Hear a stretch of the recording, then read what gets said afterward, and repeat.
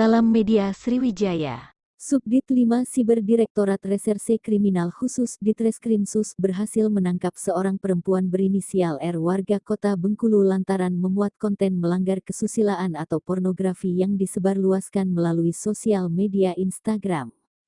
Terungkapnya perbuatan R alias Milen ini saat unit Siber Ditreskrimsus Polda Bengkulu melakukan patroli dan menemukan adanya tayangan live streaming dari sebuah akun Instagram yang diketahui dikelola oleh @milen.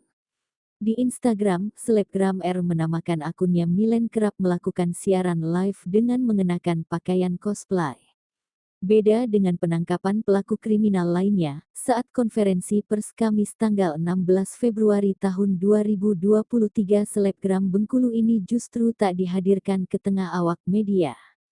Kabid Humas Polda Bengkulu, Kombes Polisi Anwardi didampingi Panit Subdit V Siber Polda Bengkulu AKP Weliwanto Malau dalam konferensi pers menerangkan penangkapan terhadap R alias Milen ini merupakan hasil dari patroli Siber Ditreskrimsus Polda Bengkulu. Tujuan pelaku, menghasilkan keuntungan berupa endorse atau gift. Biasanya, setiap kali live selebgram Milen menggunakan kostum seksi alias berpakaian cosplay. Dari hasil pemeriksaan sementara, selebgram wanita Bengkulu ini baru saja menjalankan aktivitas live awal Februari tahun 2023 lalu.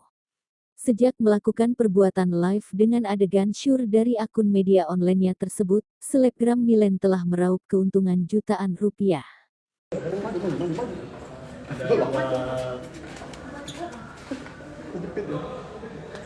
Ada dua yang kita sampaikan. Yang pertama, ya itu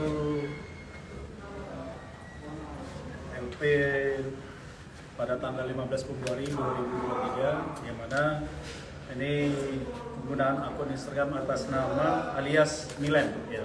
Milen yang mana bermula dari hasil patroli rekan-rekan kita tim cyber Polda Bengkulu ya, ditemukan adanya live streaming.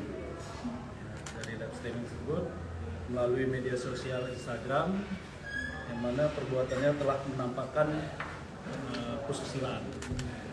Berdasarkan tersebut ya, yang bersangkutan melanggar Undang-Undang ITE untuk pasal 45 dan pasal 27 yang mana di pasal tersebut setiap orang ya, dengan sengaja tanpa hak mendistribusikan atau ya mentransmisikan atau membuat dapat diaksesnya melalui media elektronik ya sebagaimana yang dimaksud pada pasal 27 dan dipidana dengan ancaman penjara paling lama 6 tahun atau denda 1 miliar rupiah.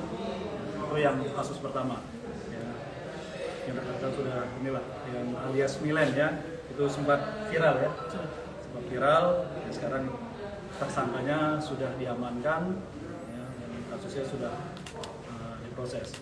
Yang kedua, ini profesinya seperti itu.